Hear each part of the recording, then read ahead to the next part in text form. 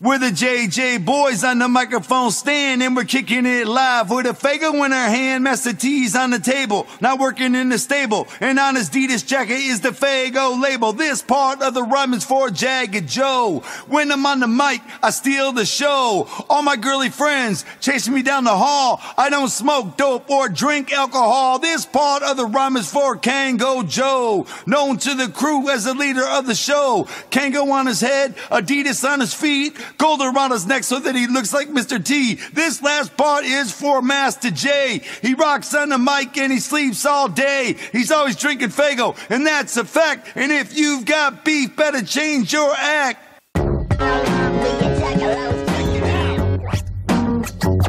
Check it out. What will you be?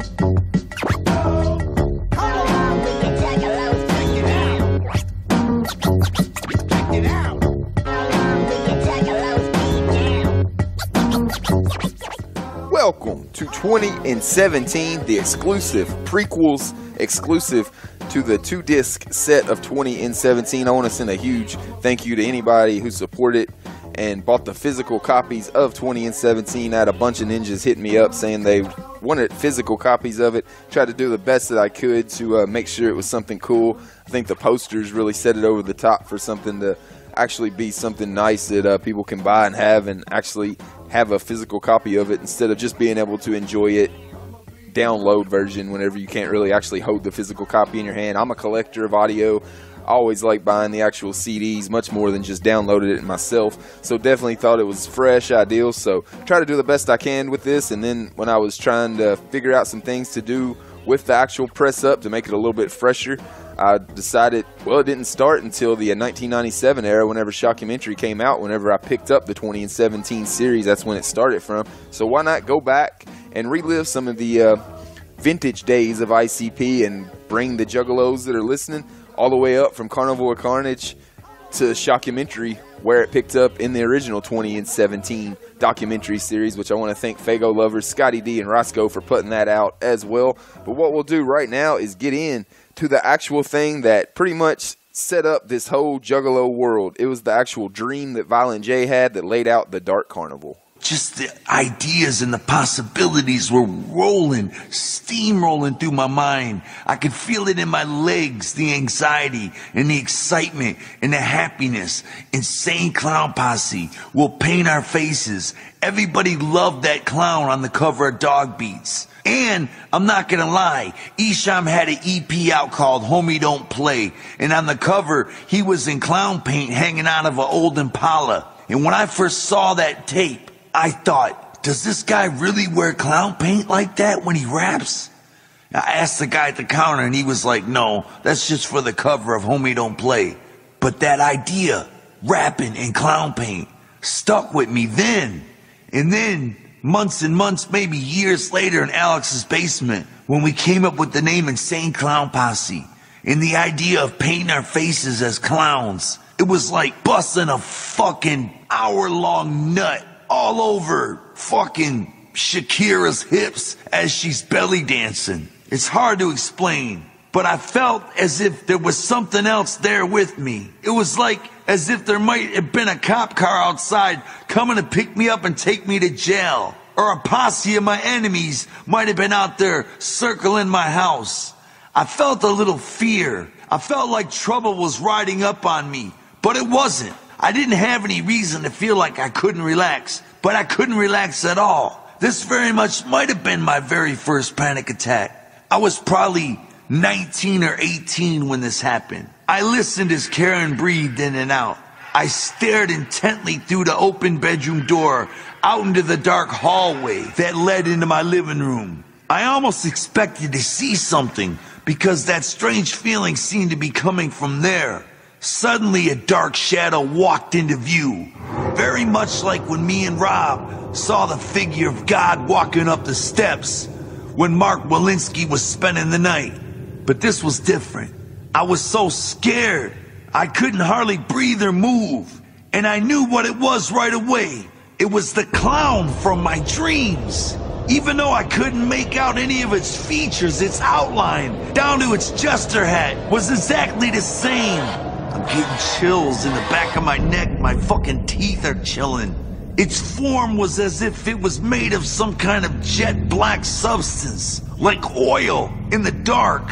I wanted to scream and jump up out of my apartment window. If I only could have moved, I probably would have done just that. This was a panic attack, but I was watching this clown. I could still remember exactly how I felt back then, as if it were happening to me right now as I'm talking this. I'm telling you, I am not sure what happened next, but I think I must have passed out. Just like when you have a panic attack, afterward, you just kind of get extremely tired. It's like your fucking melatonin kicks in or something. And that's what happened after I saw this figure of the clown standing in the hallway. I just remember I was out right after that. The moment is still lost to me. The next thing I realized in my mind, I was at a carnival of some kind, but not really. But I couldn't hear or feel anything. This carnival was massive, and everything was way larger than life. There were the roller coaster tracks that went so high they disappeared into the clouds.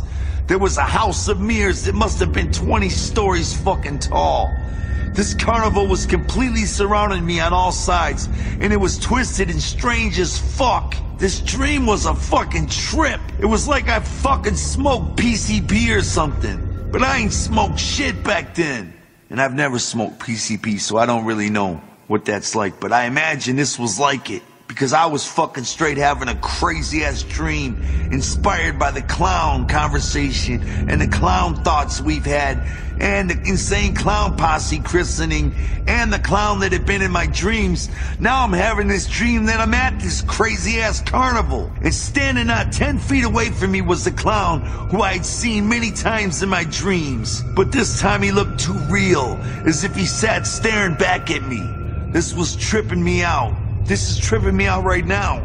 He had white and black clown makeup on in a strange pattern. And he wore a blue and pink jester's hat and a clown suit with big clown shoes and white gloves. He was the shit, no doubt, but he was a typical wicked clown. He held in his left hand a deck of giant playing cards. Each one was a Joker's card, like you might see in a normal deck of cards. You know, the Joker's card. He had a deck of them in his hand, and he began dropping them one at a time to the ground while staring right at me. It was the craziest fucking dream I ever had. It was like I was half awake, but I wasn't. I was out. But like the whole thoughts of the insane clown posse thing and the possibilities were still with me. I was still having them, yet I was dreaming. It must have been a panic attack that passed me out, and I was half asleep seeing this and thinking about it. I couldn't control anything, but it was happening right before my eyes like it was happening in real life. And as he did this, as he dropped these cards one at a time, I felt a dread that began to overcome me. As each card dropped, the feeling became worse for me. The horror intensified once I noticed he was almost out of cards to drop. What happens when he's all out of cards, I thought? He was talking to me, but I couldn't hear one word he was saying. Just like before, only this time it was way more vivid. He was talking to me. He was moving his fucking mouth, but I couldn't hear shit. I could tell he was saying something very fucking crazy.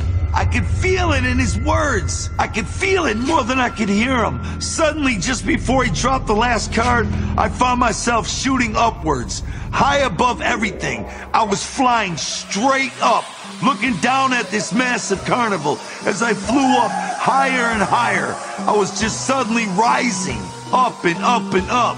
So high I could see the carnival was headed to a town. I was suddenly fucking, on top of the Renaissance Center high, looking down, and I could see the carnival was moving toward like a city. Then suddenly, all I could see faded. It got blurry, and then everything went black.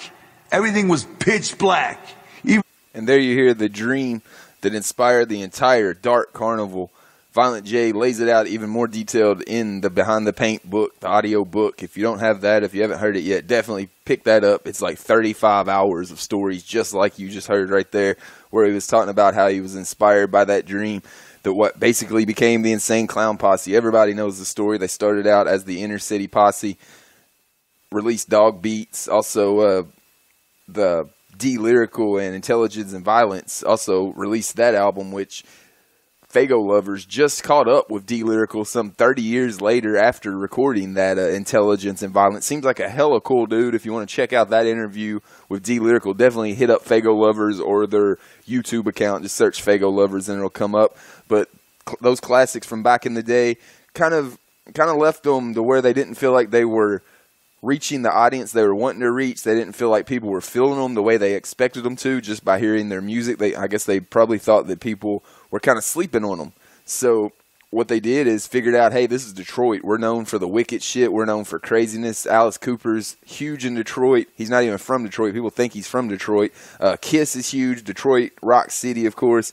Detroit loves them some wicked shit, some crazy shit. So we got to flip the game a little bit. We can't just be out here being normal rappers, rapping like normal. We got to figure out something to do, some kind of gimmick. And it's just like pro wrestling. It always comes back, it seems like, to pro wrestling and Insane Clown Posse. It's just like the gimmicks that those guys use to get their characters over. That's exactly what the Insane Clown Posse gimmick was. And as soon as they started to figure out that they were going to change Inner City Posse into Insane Clown Posse, Violent J started being littered with these dreams. And then one night he just had that super vivid dream that he talked about, and that pretty much laid out the entire run of the Dark Carnival with the 6 Joker's cards. Like he said, once the 6 dropped, he started shooting upward. Pretty much the end will consume us all. The 6 Joker cards were the end will consume us all. That's how all of that began, right there in that very dream. It sounded hella fresh. Sounds like something that needs to be made into a full-length featured movie someday. I've been pushing for that this entire series. But what we'll do now is get into some actual... It's hard to find Carnival of Carnage, Ringmaster, and Riddlebox era stuff to be able to play audio from, because the internet wasn't around in this era, of course. So there's not nearly as many sound clips to pull from or radio appearances, because of course not only was there not internet, nobody but Detroit knew about Insane Clown Posse at this time. Honestly, only 17 people bought Carnival of Carnage the day it came out. So not a lot of people really even cared about Insane Clown Posse at that time, in this time that I'm talking about right here around the Carnival of Carnage era. But what I was able to find was a very rare concert footage, which was from 1992. It actually featured all 3 members of the band, Violent J, Shaggy 2 Dope, and his brother, John Kickjass.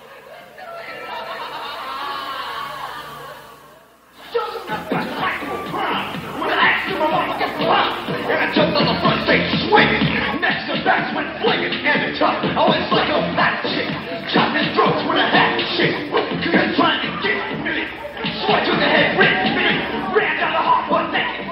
And they got a life on the table. Cause I got it going on. And I broke to the female child. Motherfuckers think I'm sick. Yeah, see a bitch take a shit. Fuck that. Well, I took your ass beat. Cause female shit is loose to me. Climb in the fire escape. How many lives would a motherfucker take? 1 life, 2 life, 3 life, 4. Don't get mad, and I'll probably take more. 3 lives coming out 8. Fuck this. I'm gonna make that late. Tiny bitch up to the light post. Slap her face till I'm psycho. Beat her down and beat her up. Fucking slut. Some bitch make me wonder. Kick the gut and out my number. Call me fucking nympho. Then I threw up through a window. Broke in a kind of a dream knot. Came back down. I don't know what. Straight up insanity. Damn. If it ain't a family. Hope they come home soon. Cause I'm working the metro. Sparky, we're home, Sparky. Watch your butt. Honey, where's Sparky?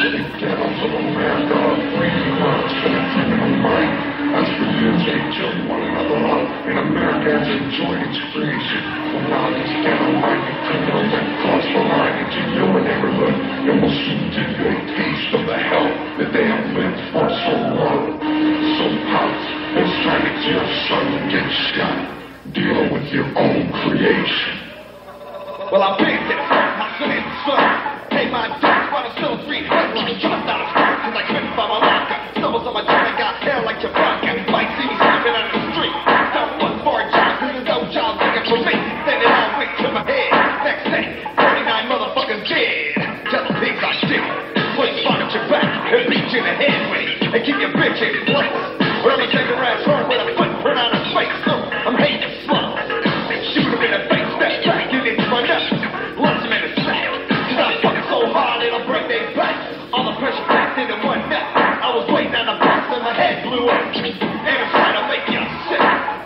say, motherfucker, psychopath.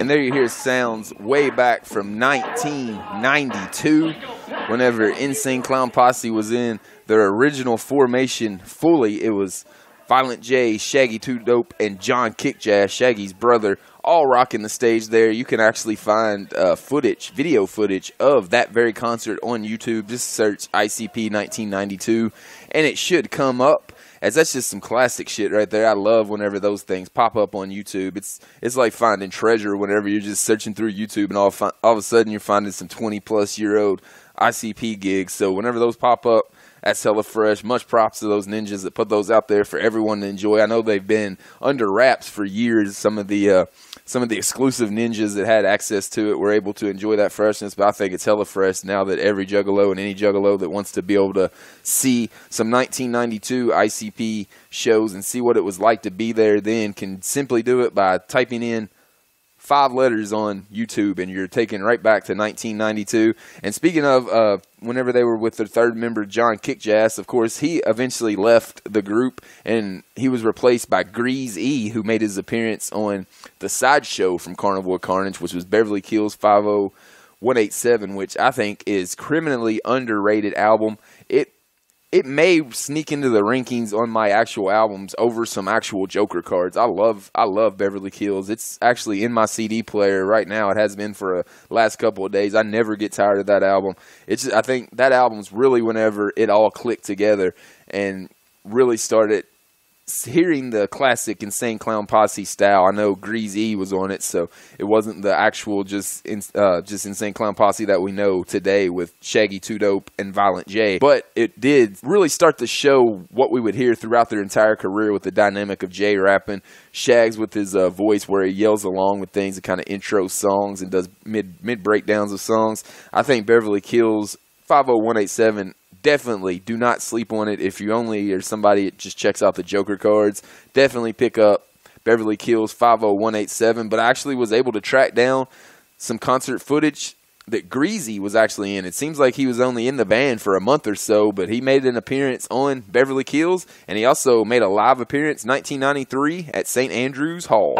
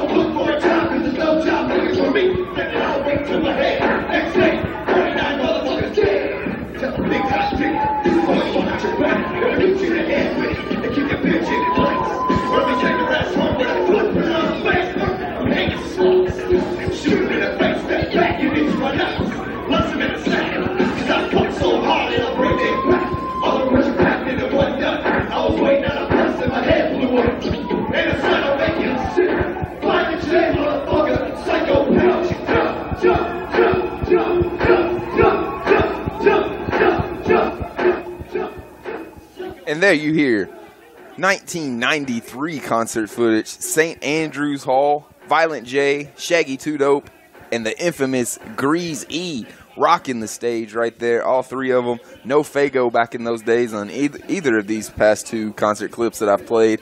They were shooting some silly string on the intro whenever they were playing the Carnival of Carnage intro. Greasy and Shaggy were kind of jumping around, shooting some silly string. They had this weird triangle thing in the stage that kind of ran around the entire time. It was definitely not what Insane Clown Posse shows are today, but nonetheless, hella fresh, and you can check that one out as well on YouTube. Just search ICP 1993, and that'll come up for you. They pretty much will get into the ending up the Carnival of Carnage run, as it pretty much, when I think of Carnival of Carnage, I think of what Jay was talking about. It's the carnival coming to town. Whenever he said he shot up and he could see the entire carnival coming to town, I think that's pretty much is what the spirit of Carnival of Carnage is. It's the actual dark carnival coming to your town. I think that the mythology of it is perfectly written. It sets up very well. It's the very first one. It introduces you. And whenever he told that story and Behind the Paint, it pretty much gave you a visual to see with it as well. And ever since I've heard that, I've just envisioned the Carnival Carnage being the oncoming dark carnival. And that's pretty much what a first Joker card should be. Pretty much perfectly done by Violent J, Shaggy 2 Dope. And I've gotta speculate that Jump Steady had a lot to do with the mythology of the Dark Carnival, the way that ninja loves board games and role-playing games and things like that. But like I said, it's pretty much going to wrap up the talk of the Carnival Carnage days. But before I get out of the Carnival Carnage era, just this past year in 2017, they, of course, did the Carnival of Carnage show to benefit, doing a documentary about the late John Kickjazz Shaggy's brother, the original third member of Insane Clown Posse. They tore that shit up. It was very exclusive. I think there was only 250 tickets or something like that. It was a very small club. It was located right there in Southwest Detroit. It seemed like it was all old school juggalos basking in just the glow of being able to enjoy a day like it was 1992 again in 2017. Fago Lovers did a very nice wrap up of it that I'm going to play right now.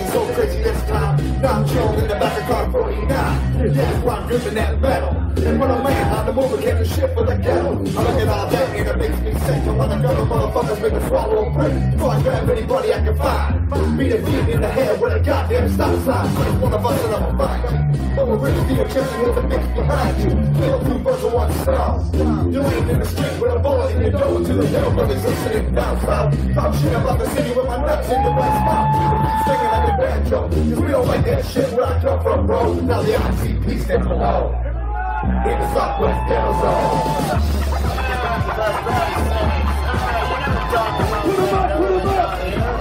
Put him up, put him up. Put him up, put him up. Put him up, put him up. Put him up, put him up. Put him up, put him up. Put him up, put him up. The cops just don't know what to do. Stop what you want, just remember what's home. The cops just don't know what to do. The cops just don't know what to do. Stop what you want, just remember what's home. The cops just don't know what to do. Say the new boy in a BSR, nigga, my black OG, you won't make it far. I got my 9 in my gut and it's starting to hurt. Where can you get my cat? Where it skins in a t-shirt. I'm rolling like a true ghetto dog. Speakers on the sack, cause I'm moving that crack. I know you're gonna allow what Jake said. When I told you that I sold to your bitch that bass head, no you can't argue with the truth. If I hit you in your mouth, you're gonna spit out a tooth. And I laugh at a motherfucking cop. Sitting with a fat ass in a donut shop. At the party when the ICP shows they face. Building on the head, close all over the place. Protect them, protect we do. Then I asked who the fuck protects us from you. You have to be beating out someone. Shot a beat in the back, you told them not to fuck. And the motherfucking Black Panthers know it. That's why it's cops out that are catching a bullet. I'm running out, running one and the chase. With your steady with this gauge in your motherfucking face. Right, in the Southwest.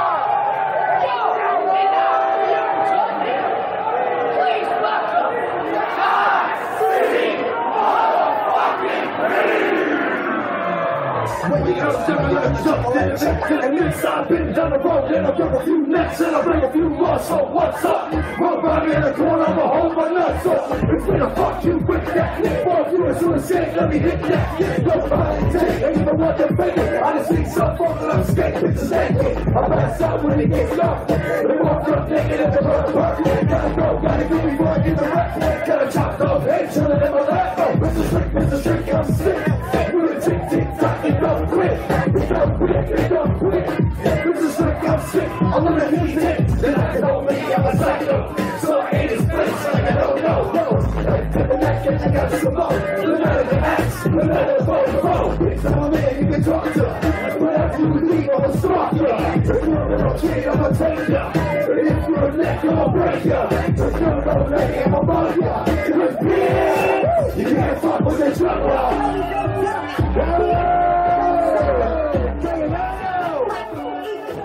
And there you hear live from the Carnival of Carnage show that took place in 2017, Southwest Detroit.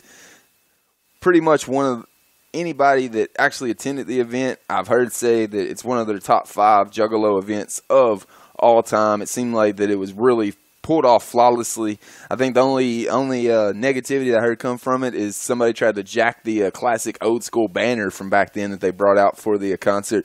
But thankfully, one of the owners of the club seen the ninja doing it, stopped them from doing it, and got the banner back to Psychopathic. So it's a pretty dope story right there. And I think what that's going to do is be a nice way to end the Carnival of Carnage chapter of 20 in 17, the 3 prequel episodes. I'll be back with the Ringmaster.